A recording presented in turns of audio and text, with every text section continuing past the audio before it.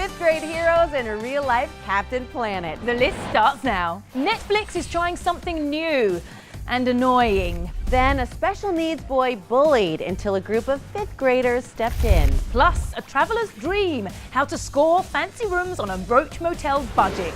Welcome, everyone. I'm Teresa Strasser. And I'm Donna Rucco. Let's start by counting down the top of the list. In our newsroom, here's Bradley Hasemeyer. That's right. If you've ever had the thought, I love Netflix, I just wish it had commercials, your wish has come true. At least kind of. That's number 5.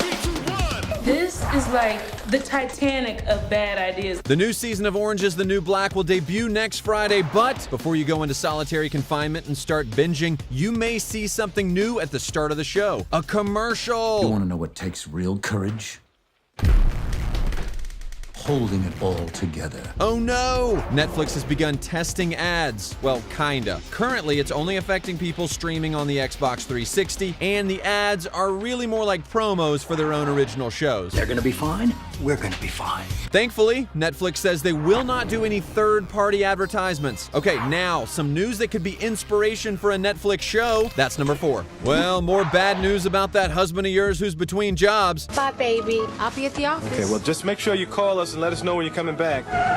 We'll be here waiting. There's a new study that says men who are economically dependent on women are 15% more likely to cheat. That's according to the American Sociological Review. Cheating is terrible. Probably the meanest and evilest thing you could do to someone. Men feel less manly when they aren't the breadwinner, the study says, and infidelity could be an attempt to somehow get that feeling back. As for women, there's just a 5% chance that they'll cheat when they depend on their husbands to bring home the bacon. Okay, there are a lot of guys who are philandering cretins, but in fairness, there are a lot of really great guys too, even if they're in 5th grade. That's our number 3 story. Why pick on someone who has special needs? These 5th grade boys are talking about their classmate James Wilmert. Because he's easier to pick on, and it's just not right.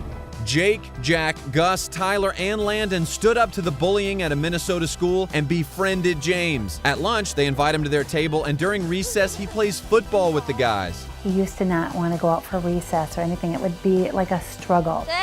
And now he can barely eat his lunch to get outside to play with those guys. Then the boys, along with their parents, bought James a PlayStation. Turns out it was the first time friends had ever come over to play. All of these guys are the best friends anybody could ask for.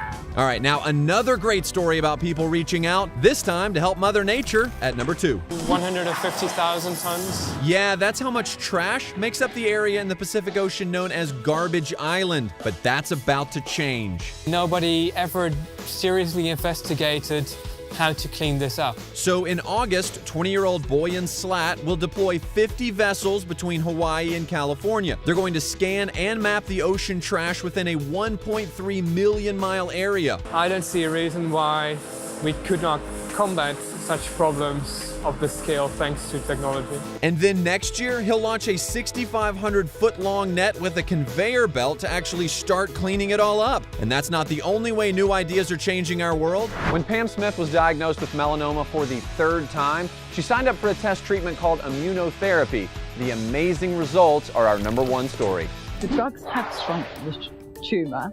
They've shrunk it from 9 millimeters down to 4 millimeters. The key? 2 drugs basically work together to teach our immune system to attack cancer. One of them stops the cancer cells from hiding from the immune system. The other one works by giving our immune system a boost, which means we have more immune cells to target these newly uncovered cancer cells. In this study, about 60% of the time, the disease was held in check or the tumor shrank. But 36% of people that took part had to drop out because the side effects of the drugs were too severe. As for Pam, every time I go to the hospital now, they're giving me good news with the scans. Love to hear that. And now you're caught up and clued in on the top of the list.